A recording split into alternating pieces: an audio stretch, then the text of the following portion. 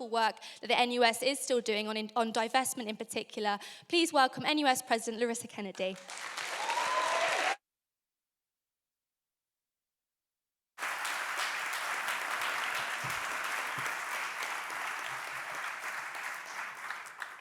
Thank you so much, Shelley. In that respect, we are standing on the shoulders of giants over at NUS, and so it is a great pleasure to be with you.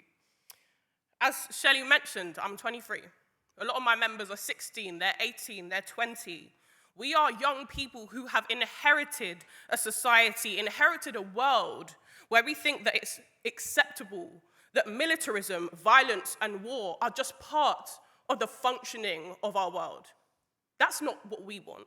That's not the world that we want to continue to live in. And we talked a lot today about the government's responsibility, how the government is directly complicit in this harm, in this violence. But it's not just our governments. Our universities hold £15 billion of wealth, and these institutions, as we know them today, are the very product of historical genocide, enslavement, displacement, colonialism, and imperialism.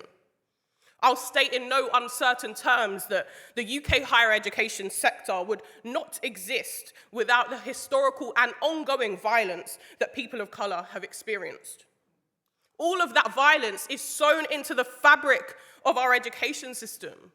These are supposed to be education providers. They're supposed to be pouring into us so that we can go out into the world and build something better, build something new collectively. And yet, the Study War No More report, it shows that 26 universities at the time had received funding from military organizations. It showed that they are in the pockets of BAE Systems, that they're in the pockets of all of these companies that are harming our siblings, that are killing our siblings.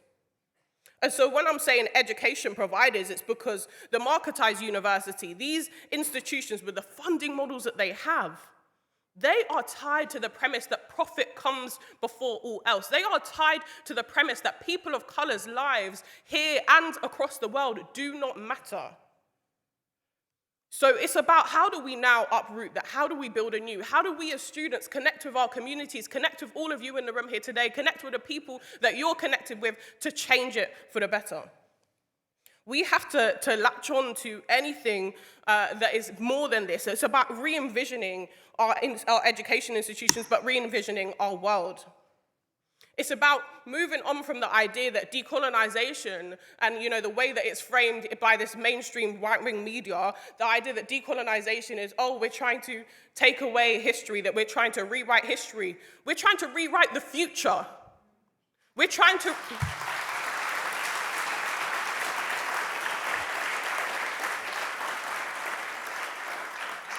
We want to rewrite a world that is free from war, free from violence, free from harm.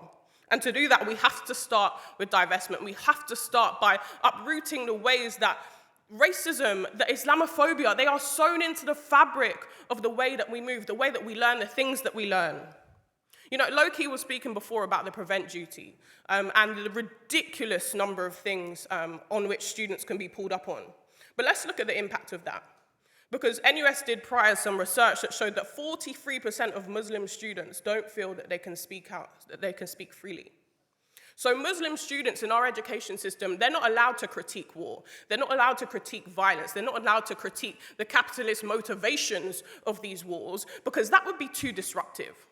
That would be too disruptive to a system that thrives not on freedom of speech, as this government likes to pretend, but thrives on pretending that war is normal, that the fact that we want to harm and push imperial logics on the rest of the world is normal. It's not.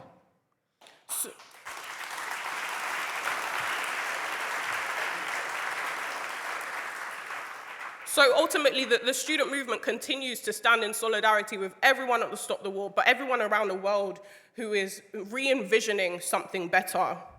We are seeking the abolition of the university as we know it as a route through to building anew, as a route through to standing in solidarity tangibly with our siblings who are bearing the brunt of militarism. But we also need to work with our communities to build the grassroots mass movement that we need, that's capable of democratizing, and decolonizing our education so that we can build sites of learning and knowledge that are centered on care, justice, and liberation, not just for us, but for everyone around the world. And that's what we're seeking to do. And I hope to keep joining you together in this collective fight.